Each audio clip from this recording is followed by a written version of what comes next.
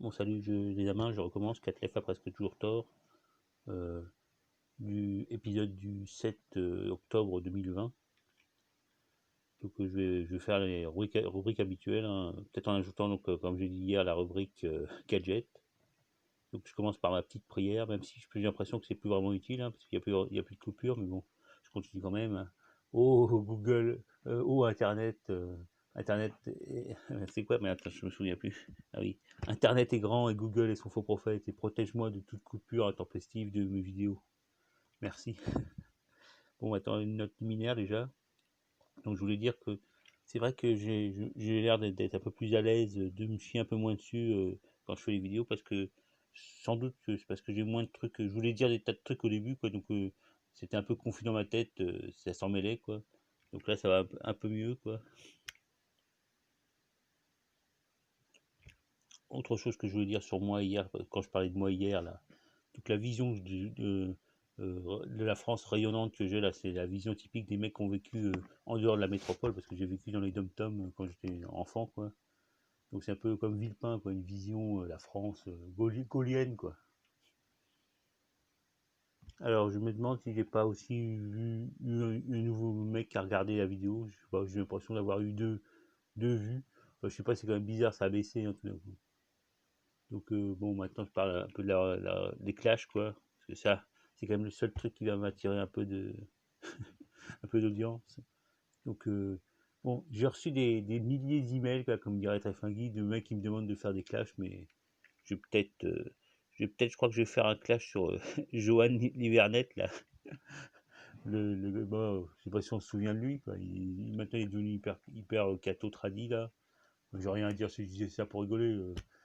Faudrait peut-être que je passe de clash à parler simplement des mecs de la dissidence, quoi, qui se sont barrés ou qui sont encore là. De toute façon, donc j'ai pas eu d'idée de clash hier, donc je parle de Johan Livernet, comme ça, quoi. Allez, bon. Maintenant, je vais passer à la rubrique ajout et Corianda. Alors, ce que je voulais dire d'abord de Choprad, là, c'est qu'il est devenu, il a fait son virage identitaire, là, c'était apparemment pour avoir un poste en tant que député européen, parce il s'est fait virer de l'école de guerre, donc après, il a eu un poste en tant que député européen, là, donc il s'est rapproché du Front National. Donc sur sa bonne femme, là, je me demande d'ailleurs si, j'avais l'impression qu'il y avait de l'eau dans le gaz, je me demande s'ils n'ont pas divorcé, quoi.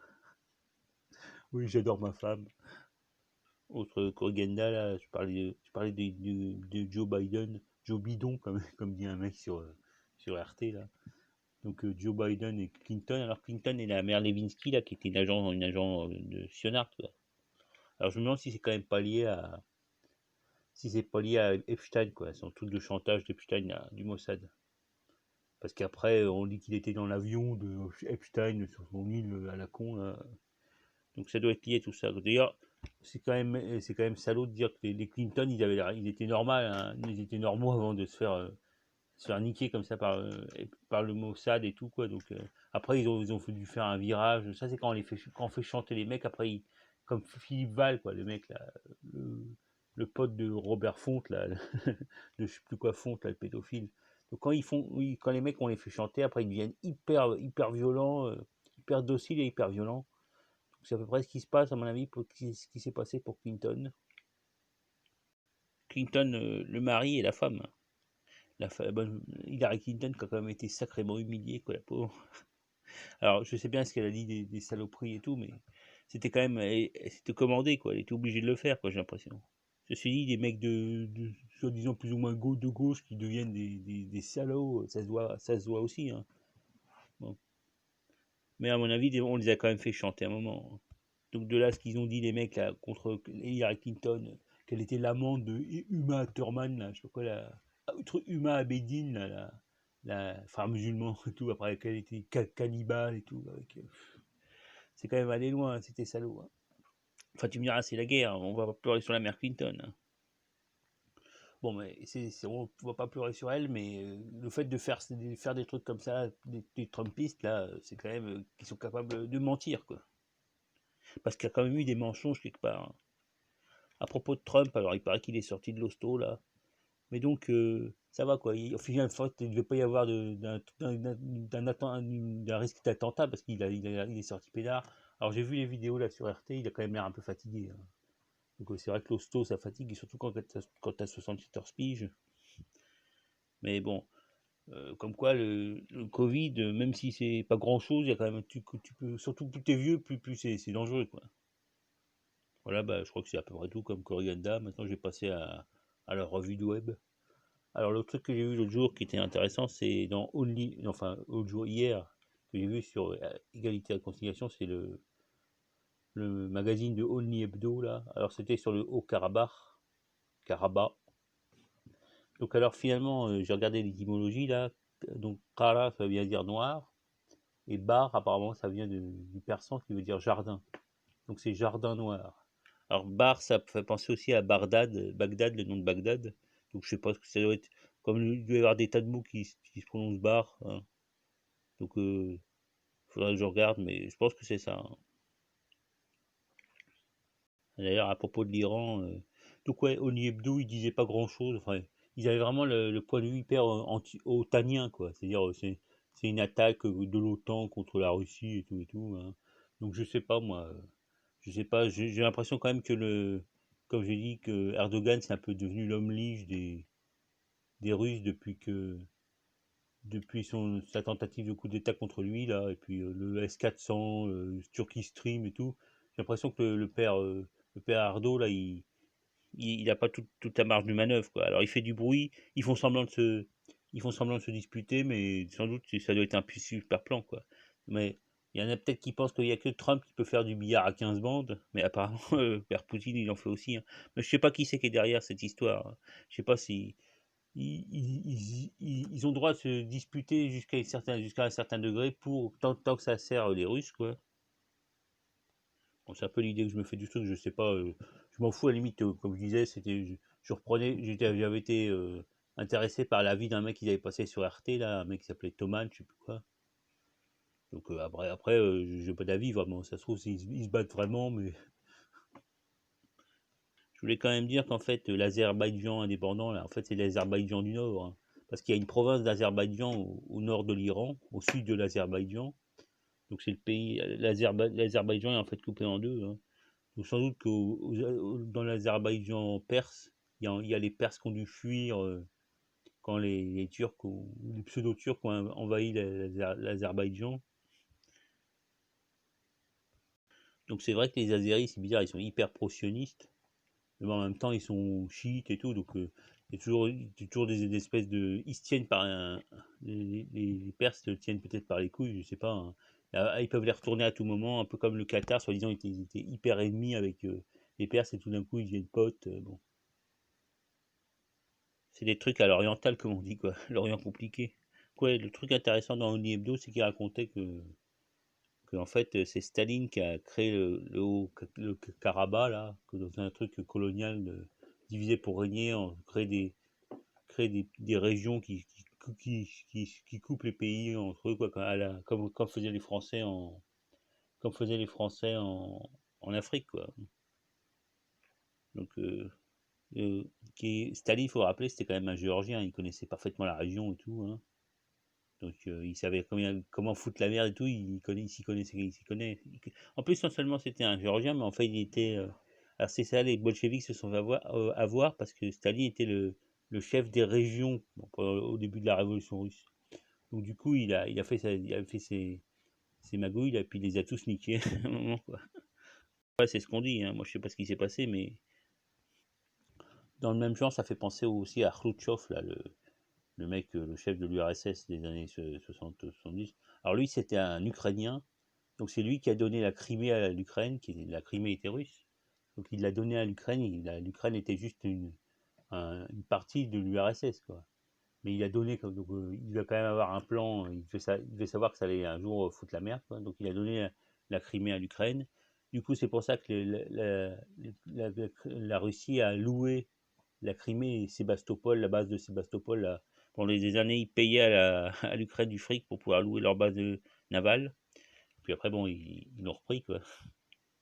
Ceci dit, c'est vrai que euh, on sait pas si c'est parce que c'est vrai que il y a des magouilles entre Erdogan, les Perses, enfin les Iraniens, les Russes et tout, mais ils ont peut-être une marge de manœuvre quand même, hein. Peut-être que des fois, tout n'est pas complot, quoi. Des fois, ils se tapent sur la gueule pour des vraies raisons, ou ils laissent les gens se taper sur la gueule.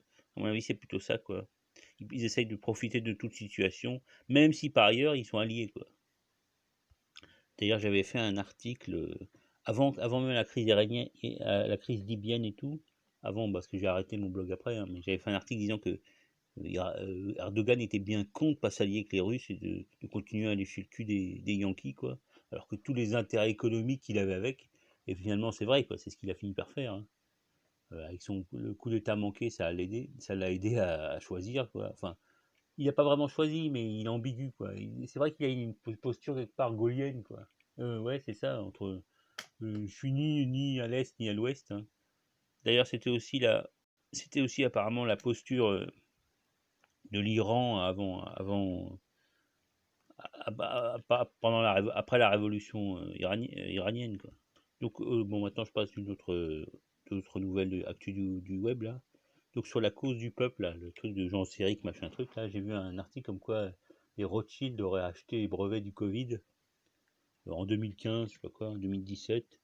Donc j'ai pas lu l'article, mais enfin le titre est intéressant, quoi, à creuser. De toute façon, tous ces trucs, toutes ces merdes là, ça finit par sortir un jour ou l'autre, hein. C'est comme les cafards, ça sort de la lumière, hein. Ça sort de l'obscurité pour aller à la lumière un jour ou l'autre, hein.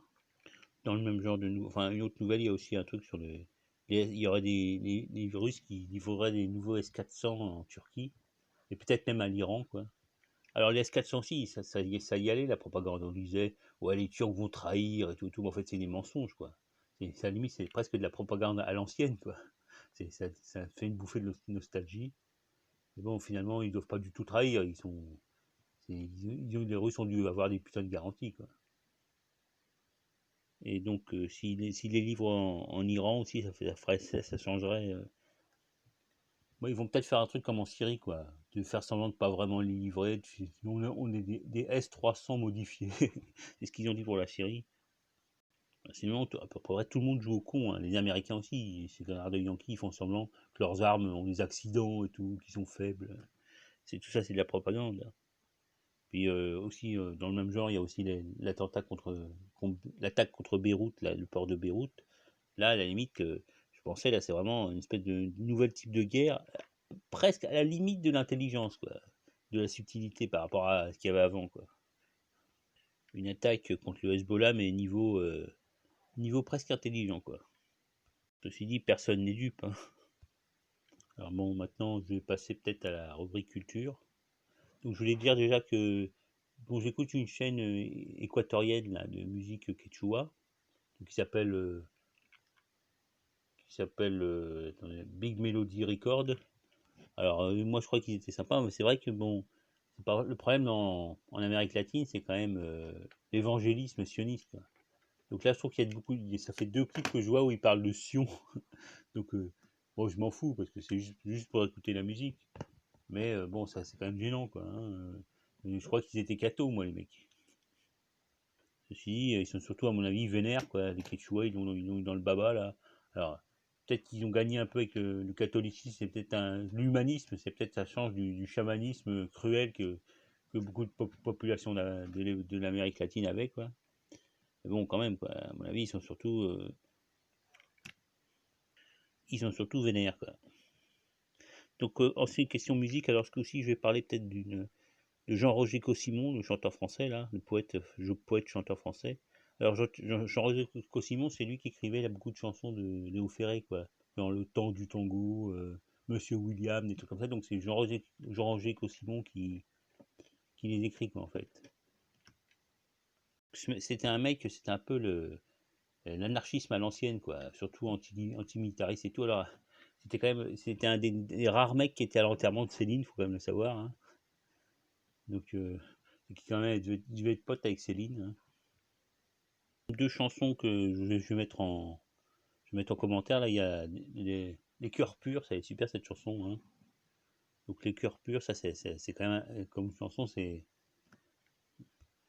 un petit peu visionnaire. Enfin, disons que ça n'a pas d'âge, quoi. Puis il y a aussi Ne chantez pas la mort. Ça, je crois que Ferrell l'a chanté aussi, hein.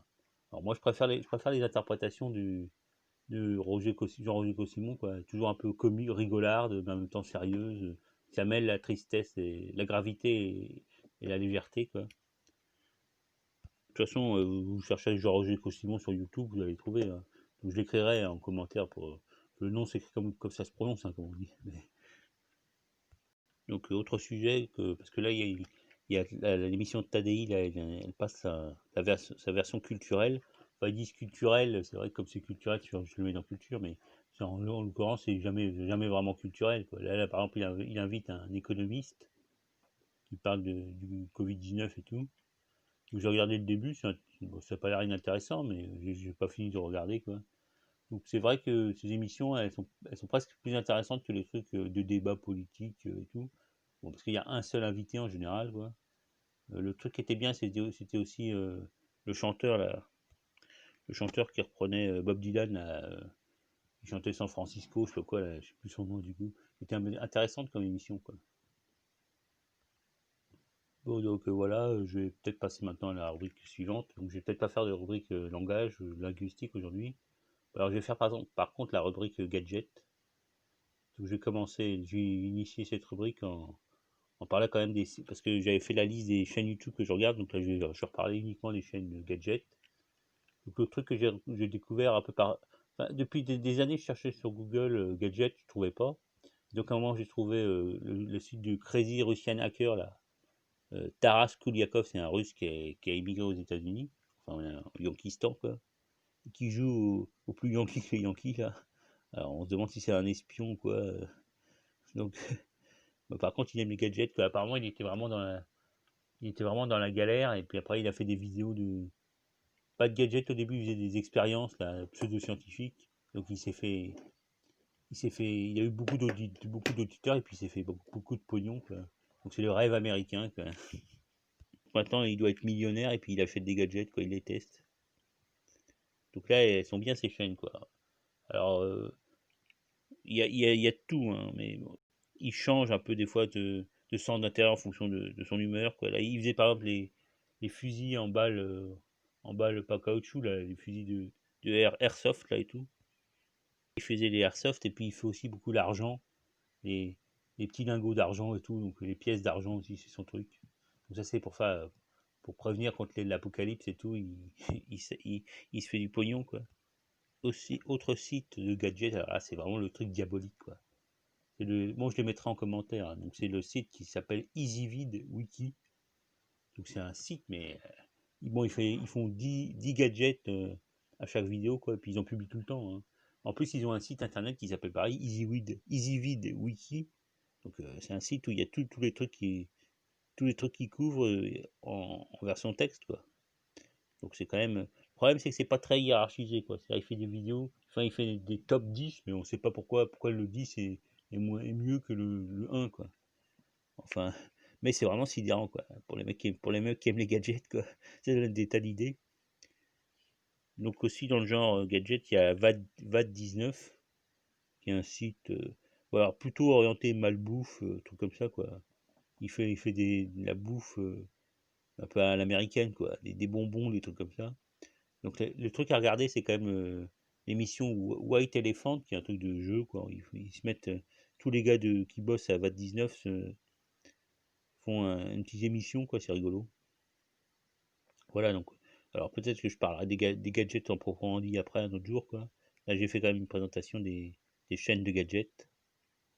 Voilà, donc maintenant je vais peut-être passer à l'info, à l'information, quoi. Almanar, RT. Je vais quand même parler aussi de Spoutnik parce que c'est quand même intéressant comme truc, quoi. Donc RT, Spoutnik et Almanar, quoi. C'est les trois trucs que je regarde. Je regarde plus vraiment Presse TV parce que je sais plus si c'est, je sais plus pourquoi, mais bon, de toute façon, avec les trois là, il suffit d'attendre un ou deux jours et puis on a les infos, hein. Donc, autre truc que j'ai regardé dans Spoutnik, là, ça m'avait pensé. Le truc que j'ai oublié de dire, c'est pour la Nouvelle-Calédonie, là. Donc, j'ai oublié quand même un joueur, c'est la Chine, quoi. Dans la Chine, il faut savoir que c'est déjà, je crois que c'était genre 80% du commerce de l'Australie, ça vient de Chine, quoi.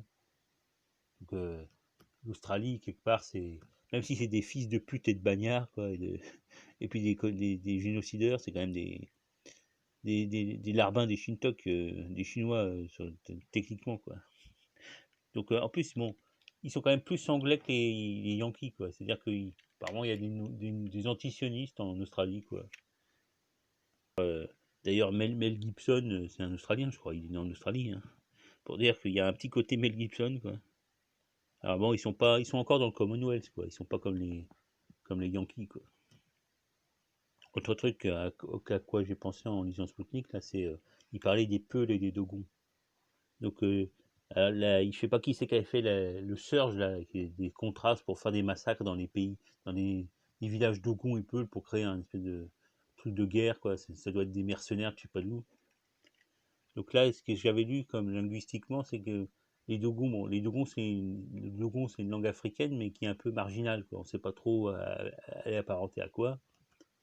Donc, les Dogons, bon, ils ont des tas de dialectes apparemment. Donc, les Dogons, en fait, en général, parlent Peul comme langue vernaculaire pour parler aux étrangers ou aux mecs qui parlent d'autres dialectes Dogon. Donc, ils parlent Peul. Donc, pour dire que. D'ailleurs, le village qui s'était fait massacrer là, par les, je sais pas qui, les mercenaires et tout, le village soi-disant Peul, en fait, le chef était Dogon. Oui, c'est mélangé, quoi. De toute façon, ce qui se passe au Mali et tout, faut pas être dupe, hein. C'est pour les ressources minières, l'uranium, l'or aussi. Donc, fils de pute et qui mettent des mercenaires pour faire des massacres et tout, quoi, à l'ancienne, quoi. Soit dit en passant, là, il paraît que il commence à faire une réconciliation avec le Mali, là. Enfin, à la suite du coup d'État, donc il y aura peut-être des réconciliations qui se font. Donc, c'est apparemment des islamistes. Bon, j'espère qu'ils vont la jouer un peu subtil, mais donc autre sujet. Alors, il paraît il y avait un témoignage qui avait été fait par les mecs de l'OIAC, là, tout contre les armes chimiques, là, à propos de la Syrie. Et donc, ça a été bloqué à l'ONU, par notamment la France. Donc, toujours sur cette histoire de, je sais plus quoi, l'attentat bidon, là. Donc, bon, je sais pas comment ils vont sortir de ces histoires-là. Il y a un moment ou un autre, il y a des mecs qui vont publier un bouquin sur ces connards, ces saloperies qu'ils ont fait, là, contre la Syrie. Donc, voilà. Alors, bon, autre sujet, je pensais l'autre jour, là, quand je parlais d'un mec, un Palestinien, qui avait dit les 5 pays arabes qui risqueraient de se rapprocher des sionards, quoi, des pieds noirs de Sion. Donc, j'étais étonné qu'il parle pas du Maroc. C'est vrai que le Maroc, bon, parce que c'est vrai qu'il faut savoir que le roi du Maroc, là, le grand shérif, là, en fait, c'est resté le roi même des juifs les juifs marocains qui sont barrés, quoi. Donc ça, c'est un truc qui explique son rapprochement. Et aussi, le problème, c'est qu'il est aussi normalement le commandeur des croyants, quoi. Notamment le gardien de Jérusalem, de Al-Quds. Donc ça l'empêche finalement, même s'il a envie de se rapprocher des sionards, quoi, ça l'empêche de se rapprocher, quoi. Surtout maintenant qu'il y a eu annexion, quoi. Donc c'est une espèce de protection. Voilà, bon, ça c'était pour le dire, quoi.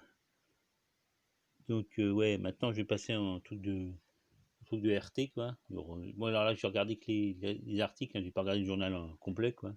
Même celui de dimanche, je regarderai peut-être pour voir s'il y a des trucs à dire, mais en général, ils reprennent à peu près les mêmes trucs, quoi. Donc là, il y avait quand même un reportage sur une interview d'un mec à propos du Kyrgyzstan, là, ce qui se passe. Donc c'était, j'ai noté son nom là, il s'appelle Combier. Donc il a créé un site qui devait s'appeler Novastan, Nova Stan, comme Kyrgyzstan. Donc il parlait à peu près, il parlait de toute façon intéressante de ce qui se passe, quoi. Donc je sais pas si c'est une nouvelle révolution colorée. Il faut quand même remarquer que Ukraine, Biélorussie, maintenant Karabakh, marquis de Karabakh, et maintenant le Kyrgyzstan, c'est la poussée d'adrénaline habituelle Normalement, c'est l'Occident qui fait ça, quoi. Il a une poussée, enfin, il a ses ragnagnas, quoi, et puis il refait les mêmes trucs, exactement les mêmes trucs jusqu'à quand que ça marche. Il continue à faire les. C'est comme les islamistes, quoi. Ils attaquent ils ont pas gagné, ils continuent à attaquer, même quoi que ça leur coûte, quoi. Donc, bon, à un moment, ils gagnent, et puis en général, ils se prennent une pâtée, quoi. Et des fois, de temps en temps, ils gagnent, quoi. Mais bon, là, l'Occident fait pareil, en fait. Ils attaquent toujours sur les points faibles. Tant que ça marche pas, ils continuent d'attaquer, quoi. Enfin, ils attendent, ils se prennent une pâtée, ils attendent un petit peu, quoi. Et donc après, quand ils ont refait leur force, ils attaquent. Mais là, Là, pour le Kirghizistan, là, je sais pas ce qui se passait. C'est peut-être une révolution de gilets jaunes qui a marché, hein. Parce que d'un côté, alors faut quand même pas oublier qu'il y a quand même la Chine et la Russie dans cette histoire-là, avec la grosse de la soie et tout, hein. Donc là encore, faut quand même attendre un petit peu pour savoir ce qui s'est passé vraiment, quoi. Voir qui c'est qui a été mis au pouvoir. Alors il paraît que c'est un mec qui a été foutu en tôle avant, qui est devenu Premier ministre, parce que la truc constitutionnelle, la Cour constitutionnelle, là, je pense qu'ils ont annulé les élections qu'ils avaient avalisées il y a quelque temps. Donc il y a eu les élections et puis ils viennent de les annuler là. Donc du coup ils ont pris la Maison Blanche là, soi-disant le truc du gouvernement là. Bon alors la capitale c'est Bishkek. C'est vrai qu'on connaît pas du tout le Kirghizistan parce que c'est quand même un tout petit pays. Il y a genre 3 millions d'habitants, je sais plus quelques millions d'habitants quoi. En plus c'est en pleine steppe, donc c'est un peu le Kazakhstan, puissance, enfin en plus petit mais avec moins de monde quoi. Voilà, donc c'est tout ce que je voyais à dire, hein. Donc, alors c'est vrai que j'ai quand même fait 26 minutes là, donc ça va quoi. J'ai quand même fait mon truc que je devais faire, hein. Bon, donc salut les mecs, et puis bon, si quelqu'un m'écoute, tu peux me laisser peut-être un commentaire pour me montrer qu'on m'écoute. Sinon, bah tant pis, hein.